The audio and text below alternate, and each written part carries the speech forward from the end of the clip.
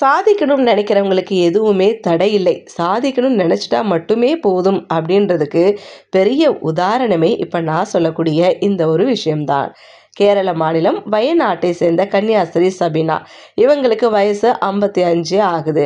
மாநில அளவிலான மாஸ்டர்ஸ் தடகள போட்டியில் தடை தாண்டுதல் பிரிவில் தங்க பதக்கத்தை வென்று பெருமை சேர்த்திருக்கிறாங்க கன்னியாஸ்திரி சபினா. அதுவும் கன்னியாஸ்திரி உடையிலேயே இவங்க ஓடி போயிட்டு இந்த மெடலை வாங்கியிருக்கிறாங்க.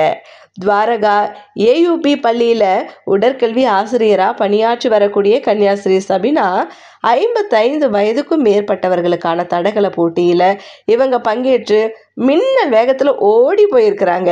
இவங்க ஓடி போய் மற்ற போட்டியாளர்களை பின்னுக்கு தள்ளியிருக்கிறாங்க. இதன் மூலயமா தங்கத்தை கைப்பற்றி அவங்க எல்லாருடைய பாராட்டுகளையும் பெற்று வராங்க. கேரள விளையாட்டுத்துறை அமைச்சர் இவங்களுக்கு ஸ்பெஷலான வாழ்த்துக்களையும் சொல்லியிருக்கிறாரு.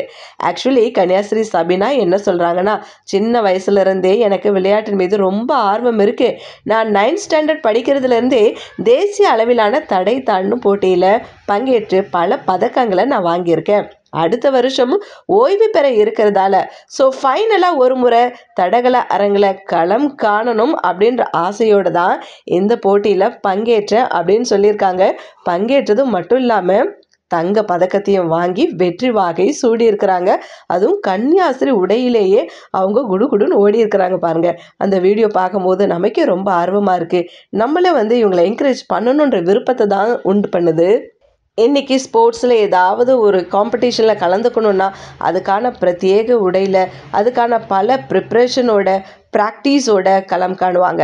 ஆனால் இதெல்லாம் தகத்தெறிந்து சபினா ரொம்ப எளிமையான முறையில் தனக்கே உரிய அந்த பாணியில் இவங்க ஓடி தங்க பதக்கத்தை வென்றிருக்கிறாங்க. சபினாவின் இந்த வெற்றி வயது என்பது எண்ணிக்கை மட்டுமே என்பதையும் மன உறுதியும் பயிற்சியும் இருந்தால் எப்போவுமே வெற்றியை பெற முடியும் அப்படின்றதையும் நிரூபித்து காட்டியிருக்கு. நாமும் கன்னியாஸ்திரி சபினா அவர்களுக்கு வாழ்த்துக்களை தெரிவித்துக் கொள்ளலாம்.